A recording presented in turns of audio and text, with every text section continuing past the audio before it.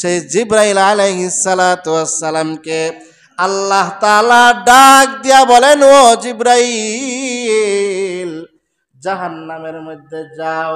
কে জানি আমি আল্লাহ তাআলাকে ইয়া হান্নান ইয়া মান্নান বইলা ডাক দেয়।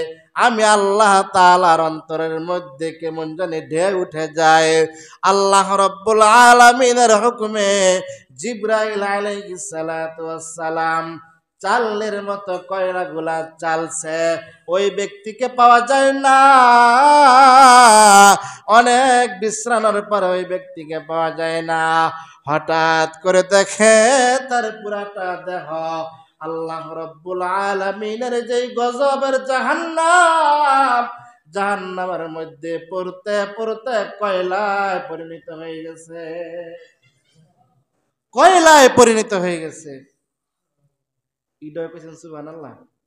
হ্যাঁ, আয় হায় রে, কোন সুবহানাল্লাহ কইলে করো নাউজুবিল্লাহ। হ্যাঁ, সব বানাস তো আমার ইমামতি সম্পূর্ণ বৃথা।